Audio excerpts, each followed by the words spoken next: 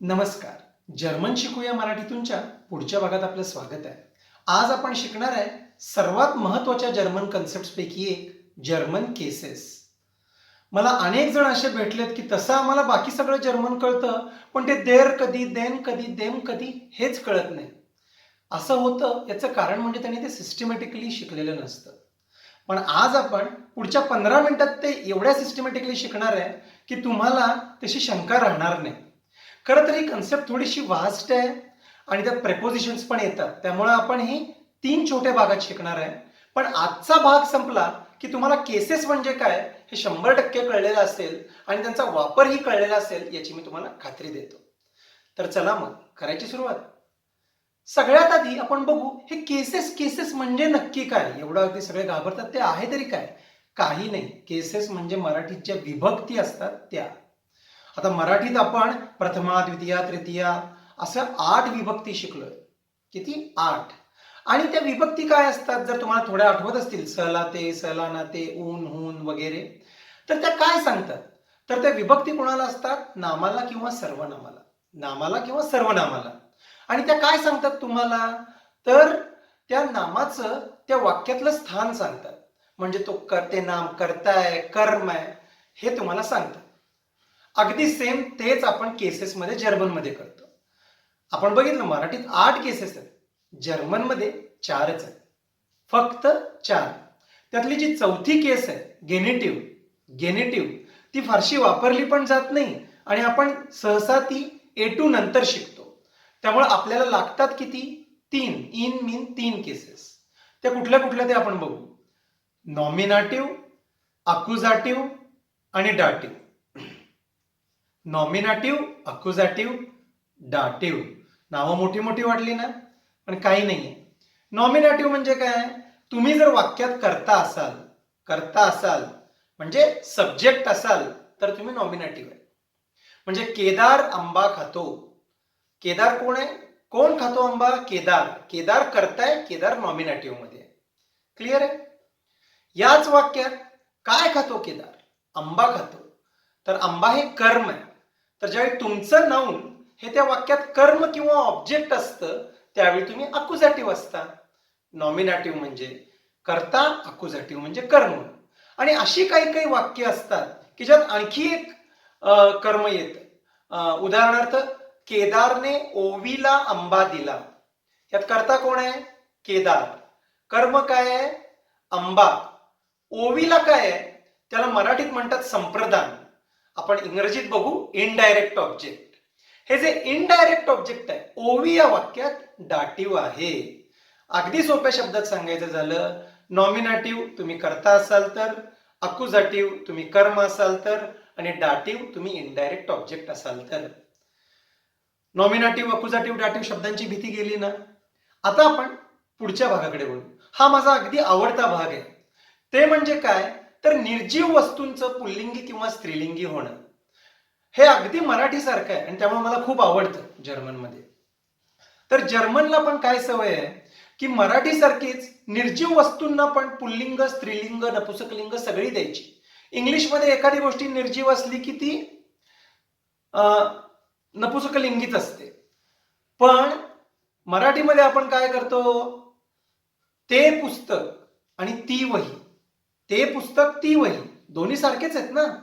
पण पुस्तक ते होतं, वही ती होती. माझं सगळ्यात आवडतं जे उदाहरण आहे जे मी क्लासेसमध्ये कायम देतो, बस आणि ट्रक. बस आणि ट्रक दोन्ही आपण घेतले इंग्रजीमधून.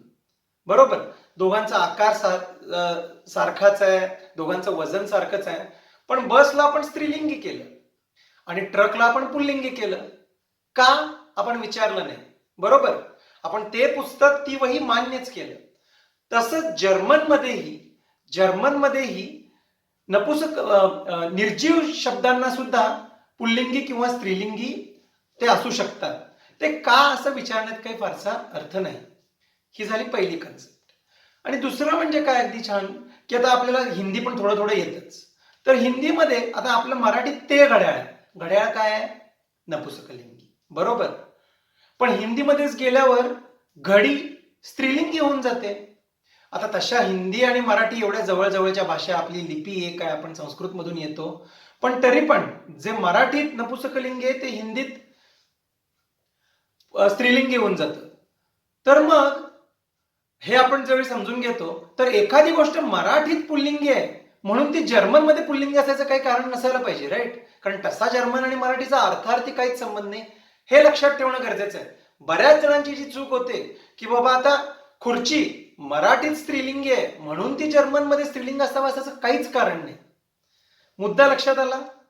हे दोन मुद्दे फक्त तुम्हाला लक्षात ठेवायचे. पहिलं काय, तर जर्मनमध्ये सुद्धा मराठीप्रमाणेच निर्जीव वस्तूंनाही पुल्लिंगी किंवा नपुसकलिंगी रूप असू शकतात. आणि दुसरं म्हणजे काय की मराठीत एखादी गोष्ट पुल्लिंगी किंवा स्त्रीलिंगी आहे म्हणून ती जर्मनमध्ये असायचं कारण नाही. तर मी तुम्हाला त्यासाठी एक छान आयडिया देतो की आता नवीन शब्द असेही तुम्ही शिकणारच आहे, जर्मनमध्ये नवा शब्द शिकणारच आहे, तर तो पुल्लिंगी आहे, स्त्रीलिंगी आहे, नपुसकलिंगी आहे हे लक्षात ठेवूनच शिका. हे सगळ्यात चांगलं आहे. तुम्हाला काही ठिकाणी असं ई शेवटी असेल तर स्त्रीलिंगी वगैरे असे शॉर्टकट्स मिळतील, पण त्याला काही अर्थ नाही. जर तुम्हाला एखादी भाषा शिकायचीच आहे तर तिला त्याचं तेवढं महत्व दिलं पाहिजे. त्यामुळे सिंपल आहे, एखादा नवा शब्द शिकताय ना तो त्याबरोबरच पुल्लिंगी आहे का स्त्रीलिंगी आहे हे बघून शिका, झालं. मुद्दा कळला? तर बघा आता आपण दोन गोष्टी शिकलो. एक म्हणजे काय, नॉमिनाटिव्ह, अक्युझाटिव्ह, डाटिव्ह म्हणजे काय, ते कशावर ठरतं, तुमच्या नाऊनचं किंवा नामाचं वाक्यामधलं कार्य काय आहे त्याच्यावर, बरोबर? आणि दुसरं काय आपण शिकलो की बाबा ती स्वतः गोष्ट पुल्लिंगी आहे, स्त्रीलिंगी आहे की नपुसकलिंगी आहे हे तुम्हाला लक्षातच ठेवायचं आहे. या दोन गोष्टी जर तुम्ही लक्षात ठेवला तर तुमचं काम झालेलं आहे. पुढचं अगदी सोपं आहे, अगदी पाचवीतलं गणित आहे. ठीक आहे? तर आपण आता ते जे सगळेजण घाबरतात ते देर दी दास काय कन्सेप्ट आहे ती पाहायला चालू करू. ठीक आहे? आता इंग्लिशमध्ये जर आपण गेलो तर इंग्लिशमध्ये जे डेफिनेट प्रोनोमेन आहे म्हणजे the boy, the girl, the कधी वापरतो आपण जेव्हा नक्की माहिती आहे कुठली तरी गोष्ट, पण इंग्लिशमध्ये सगळ्यालाच दच असतं. The boy, the girl, the baby, बरोबर? पण जर्मनमध्ये तसं होत नाही. मराठीमध्ये कसं आपण तो ती ते करतो तसं जर्मनमध्ये पण तुमच्या जेंडर प्रमाणे आणि तुमचं वाक्यातलं स्थान काय आहे त्याप्रमाणे ते देर दी दास बदलत जातं आणि त्यामुळे लोक कन्फ्यूज होतात. आपण ते न कन्फ्यूज होता कसं शिकायचं ते आता बघू. तर तुम्हाला आता स्क्रीनवर एक छोटंसं टेबल दिसत असेल 3x4चं. हे टेबल एकदा आपल्याला समजलं की आपलं काम झालंय. तर या टेबलला दोन ऍक्सिस आहेत, तर ते दोन्ही ऍक्सिस आपण समजून घेऊ. तर पहिल्या ऍक्सिसला काय आहे बघा, पुल्लिंग, स्त्रीलिंग, नपुसकलिंग आणि अनेक वचन किंवा मेल, फिमेल, न्यूट्रल आणि प्लुरल. आता चांगली गोष्ट काय आहे माहितीये का की जर्मनमध्ये एकदा अनेक वचन झालं ना की मेल, फिमेल, न्यूट्रल हे तिन्ही पण एकसारखीच वागतात. त्यामुळे आपल्याला ह्या साईडला फक्त चारच आहेत, मेल, फिमेल, न्यूट्रल, प्लुरल. आणि दुसऱ्या ऍक्सिसवर कोण आहे, तर तुमचं वाक्यातलं स्थान, नॉमिनाटिव्ह, अक्युझाटिव्ह, डाटिव्ह. म्हणजे तुम्ही करताय, कर्म आहे की इनडायरेक्ट ऑब्जेक्ट आहे. आता हे जे टेबल आहे यातल्या मधल्या ज्या व्हॅल्यूज आहेत त्या आपला नंतर मंत्र बनणार आहे आणि तो आपण खूप वेळा यूज करणार आहे, त्यामुळे तो आपोआप येणार आहे. पण आज सुरुवातीला आपण एकदा तो मंत्र म्हणून बघूया. म्हणा माझ्या बरोबर, देर दी दास दी, देन दी दास दी, देम देर देम देन. हा तुम्ही एवढ्यांना म्हणणार आहे की तुम्हाला आपोआप येणार आहे, काळजी करू नका. आता ह्याच्या पुढचं जे आपण शिकणार आहे ना, मला तुम्हाला एक विनंती आहे की तुमची एक वही आणि कागद आणि पेन घेऊन बसा आणि माझ्या बरोबरच ते लिहा, म्हणजे तुम्हाला ते सोपं जाईल. तर करायची सुरुवात. आता आपण नॉमिनाटिव्ह, अक्युझाटिव्ह, डाटिव्ह तिन्ही मध्ये वाक्य बनवूया. ओके, तर सगळ्यात आधी सगळ्यात सोपं वाक्य चला सुरू करू. The ball is red. The ball is red. आता त्याआधी चारच गोष्टी आपण छोट्याशा बघूया. बॉल, बॉल, बॉल हा जर्मन मध्ये पण बॉलच आहे, बाल म्हणतात, बाल. तो आहे पुल्लिंगी, बाल जर्मन मध्ये आहे पुल्लिंगी. दुसरं उअर. उअर म्हणजे काय आपण शिकलोय, घड्याळ. घड्याळ जर्मन मध्ये आहे स्त्रीलिंगी. घड्याळ जर्मन मध्ये आहे स्त्रीलिंगी. आता ते मराठीत नपुसकलिंगी आहे, जर्मन मध्ये स्त्रीलिंगी का, याला काही अर्थ नाही. जर्मन मध्ये घड्याळ स्त्रीलिंगी आहे, उअर. आणि तिसरं आपल्या सगळ्यांना माहित असलेलं आउटो. आउटो बघा उच्चार कसा आहे, आउटो, जसं लिहायचं तसाच उच्चार. आउटो म्हणजे कार. ती जर्मनमध्ये आहे नपुसकलिंगी. नपुसकलिंगी. आणि याचं आणि कारचं अनेक वचन होतं आउटोज. आउटोज. आउटोज ते अर्थात आहे प्लुरल. म्हणजे आपण काय शिकलो? बॉल किंवा बाल. बाल, उवर, आउटो, आउटोज. आणि फक्त वाक्य तयार करायसाठी आपण आणखी एक शब्द शिकू, रोट. रोट म्हणजे रेड. तो आपल्याला वाक्य करायला मदत करेल. आता आपण वाक्य करायला सुरू करू. तर सगळ्यात पहिल्यांदा अगेन शक्य असेल तर माझ्याबरोबर लिहा तुम्ही हे, आणि ह्याच स्टेप फॉलो करा. साधी गोष्ट आहे, मी माझ्या प्रत्येक क्लासमध्ये सांगतो. या स्टेप जो फॉलो करेल ना त्याला लगेच येईल. पण त्या स्टेप फॉलो करायच्या. जर तुम्ही उडी मारली चूक होणार. ठीक आहे, चला तर मग. The ball is red. The ball is red. आता आपल्याला रिप्लेस कशाला करायचंय? द ला जर्मन मध्ये. त्यामुळे द च्या खाली अंडरलाईन करा. द ला अंडरलाईन करा. आता त्याच्या खाली आपल्याला काय लिहायचं आहे? बॉल. आता ह्यात बॉल इज रेड मध्ये बॉल काय आहे? सब्जेक्ट आहे, बरोबर, कर्ता आहे. त्यामुळे त्याच्या खाली लिहा एस. S for subject. आणि सब्जेक्ट असेल तर आपण केस काय ठरली आपली? नॉमिनाटिव्ह. नॉमिनाटिव्ह. आणि स्वतः बॉल काय आहे? स्वतः बॉल पुल्लिंगी आहे, मेल आहे. त्यामुळे तुम्ही लिहिणार S/N/M. Subject nominative male. एवढं लिहिलं की नॉमिनाटिव्ह मेल. तुमच्या टेबलमध्ये जाऊन बघा काय आहे? देर. त्यामुळे होणार देर बाल इस्ट रोट. देर बाल इस्ट रोट. इस्ट का? कारण ही शीट इस्ट. देर बाल इस्ट रोट. देर का झालं कळलं? आता असंच आपण करूया. The watch is red. The watch is red. पुन्हा एकदा द ला अंडरलाईन करा. इथं काय आहे? सब्जेक्टच आहे. परत एकदा घड्याळ. एस सब्जेक्ट आहे म्हणून नॉमिनाटिव्ह. एन पण स्वतः घड्याळ काय आहे? स्त्रीलिंगी आहे. त्यामुळे होणार एफ. फिमेल. आणि त्यामुळे आपण काय बघणार? Table nominative female. टेबलमध्ये बघा काय आहे? दी. त्यामुळे आपलं होणार दी उवरिस्ट्रोट. दी उवरिस्ट्रोट. इंग्लिशमध्ये दोन्ही द होतं, पण इथं दी उवरिस्ट्रोट. आणि तसंच आता सोपं आहे, तुम्हाला कळलं असेल. The car is red. The car is red मध्ये काय करणार आपण? द ला अंडरलाईन करणार. S/N. स्वतः कार पण नपुसकलिंगी आहे, त्यामुळे येणार न्यूट्रल. आणि आपण जाऊन वरच्या टेबलमध्ये बघणार नॉमिनाटिव्ह न्यूट्रल इज दास. त्यामुळेच दास ऑटो इस्ट रोट. आता आठवलं असेल तुम्हाला फोक्सवॅगनचं सिम्बॉल किंवा स्लोगन दास ऑटो. का? कारण ऑटो नपुसकलिंगी आहे. इथपर्यंत कळलं. देर बाल इस्ट रोट. दी ओव्हर इस्ट रोट. दास ऑटो इस्ट रोट. असंच आपण प्लुरल पण करूया. The cars are red. The cars are red. आता आता परत द कार्स. द च्या खाली अंडरलाईन करायचं. आपण काय आता प्लुरल मध्ये गेलो. सॉरी अजून सुद्धा कार्स काय आहेत? सब्जेक्टच आहेत. त्यामुळे एस नॉमिनाटिव्ह साठी एन आणि प्लुरल साठी पी. नॉमिनाटिव्ह प्लुरल काय? दी. त्यामुळे दी आउटोज झिंड रोट. का? कारण ते अनेक वचनी आहेत, त्यामुळे झी झिंड होणार. दी आउटोज झिंड रोट. हे झालं नॉमिनाटिव्ह. किती सिंपल आहे बघा. तुम्हाला काही कुठंही डोकं लावायची गरज नाही. टेबल बघायचं आहे. दोन गोष्टी तुमच्या लक्षात ठेवायच्या आहेत तुम्हाला. त्याचं वाक्यातलं स्थान आणि ते स्वतः मेल आहे की फिमेल आहे. नॉमिनेटिव्ह झालं. आता अक्युझेटिव्हला येऊ. I have the ball. I have the ball मध्ये कर्ता कोण आहे? मी आहे. कर्म किंवा ऑब्जेक्ट काय आहे? बॉल आहे. परत आपण द ला अंडरलाईन करू. आता इथं बॉल ऑब्जेक्ट आहे, त्यामुळे द च्या खाली काय लिहिणार? O for object. ऑब्जेक्ट असेल तर आपण काय आहे? अक्युझेटिव्ह. पण बॉल तर स्वतः मेलच आहे. त्यामुळे आता आपण जाऊन बघणार अक्युझेटिव्ह मेलच्या टेबलचं इंटरसेक्शन काय? ते आहे देन. आणि म्हणून होणार इश हाब देन बाल. कळलं? इश हाब देन बाल. परत असंच आपण करू. I have the watch. I have the watch. The च्या खाली काय येणार? Object accusative female. परत जाऊन बघा तुम्ही अक्युझेटिव्ह आणि फिमेल काय आहे? दीच आहे.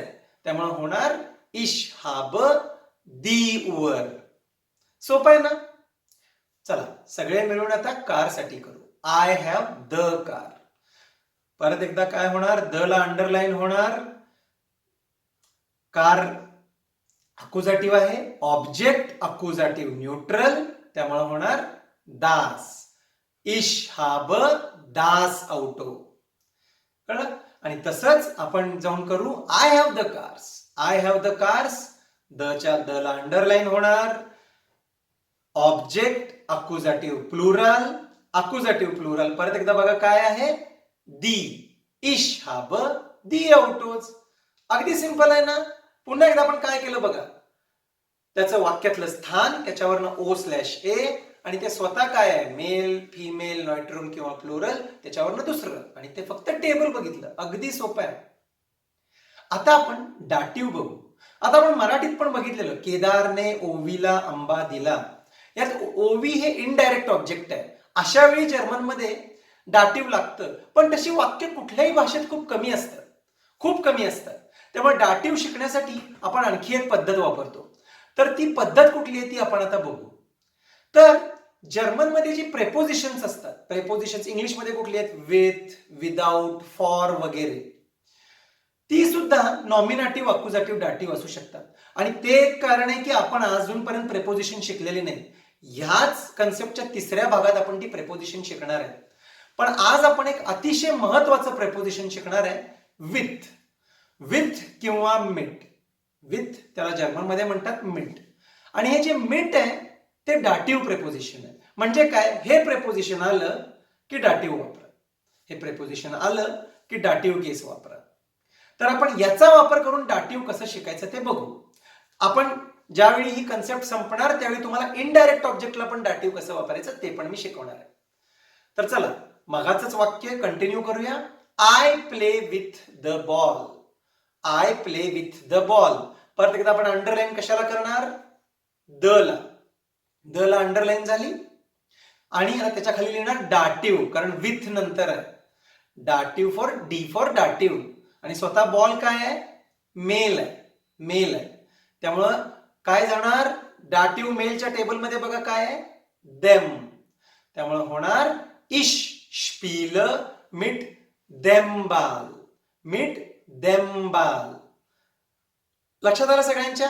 आता आपण पहिली तिन्ही वाक्य तुमच्या जर वहीत लिहिली असतील तुम्ही, किंवा आपण स्क्रीनवर परत दिसतील. ज्यावेळी बॉल हा करता होता त्यावेळी देर बाल इज ट्रोट झालं. ज्यावेळी तो बॉल हा कर्म होता त्यावेळी इश हाब देन बाल झालं. आणि ज्यावेळी तो बॉल डाटिव्ह होता त्यावेळी इश पील मिट देम बाल झालं. There then them. कळलं सगळ्यांना. जी लोक कन्फ्युज होतात, कन्फ्युज व्हायचं कारणच नाहीये. बॉलचं तुमच्या वाक्यातलं स्थान बदललंय, त्याचं काम बदललंय, म्हणून ते बदललंय. क्लिअर आहे. आणि आता आपण शिकणार आहे सगळ्यात महत्वाचं वाक्य. हे तुम्हाला कळलं ना की तुम्हाला जर्मन केसेस कळल्या की जिथं सगळे जास्ती कन्फ्युज होतात. करूया आपण. I play with the watch. I play with the watch. पुन्हा एकदा द ला अंडरलाईन करायचं. विथ मुळे काय होणार, डाटिव्ह. डाटिव्ह. आणि स्वतः वॉच काय आहे, फिमेल आहे, फिमेल आहे. डाटिव्ह फिमेल टेबल बघा काय झालं, देर. त्यामुळं इश पील मिट देर ओवर होणार, देर ओवर. कळलं, सिंपल आहे. टेबल जर तुम्ही बघून केलं तर त्यात काहीच डाऊट नाही आहे. प्रॉब्लेम काय होतो, बरेच जण जे जर्मन शिकलेले असतात कुठूनही, त्यांनी ना दी ओव्हर असंच पाठ केलेलं असतं. त्यांनी ओव्हर हे फिमेल पाठ केलेलं नसतं, आणि त्यामुळे अचानकच ते कन्फ्युज होतात. अरे पण आतापर्यंत ओव्हर स्त्रीलिंगी होती, यात पुल्लिंगी कशी झाली, देर ओव्हर कशी झाली.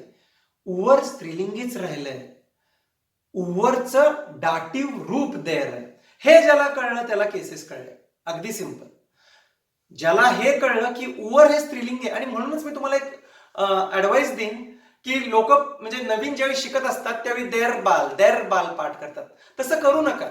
बॉल मेल पाठ करा, मग हे घोळ होणार नाही. एकदम सोपी. इनफॅक्ट ज्यांनी आजपर्यंत आधी शिकलेलं आहे त्यांच्यासाठी पण ही एक छान आयडिया आहे की बॉल मेल आहे, देर हे त्याचं एक रूप झालं फक्त. कळलं ना. ते जर लक्षात ठेवलं ना तर ते तुमचे देर का देन का देम का हे डोक्यातच येणार नाही.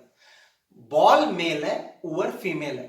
त्यामुळे मी सांगितलं तसं की इश पील मिट देर ओव्हर. क्लिअर आहे. हे क्लिअर झालं तर पुढचं वाक्य अगदी सोपं आहे. I play with the car. I play with the car. काय होणार? डाटिव्ह नपुसकलिंगी न्यूट्रम. डाटिव्ह न्यूट्रम जाऊन बघा. इश स्पील मिट देम आउटो. क्लिअर आहे? आणि तसंच आपण आता प्लुरल ही बघूया. I play with the cars. I play with the cars. पुन्हा एकदा द ला अंडरलाईन होणार. डाटिव्ह ऑफ प्लुरल काय आहे बघा? देन. आणि त्यामुळे होणार इश स्पील मिट देन आउटोज. क्लिअर आहे सगळ्यांना? पुन्हा एकदा सगळी 12च्या 12 वाक्य तुम्हाला स्क्रीनवर दिसतील. शांतपणे बघा. त्यात ते देर, देन, देम किंवा दी किंवा देन का लागलंय याला प्रत्येकाला कारण आहे. ते आपण कसं केलंय तर सिंपल आहे.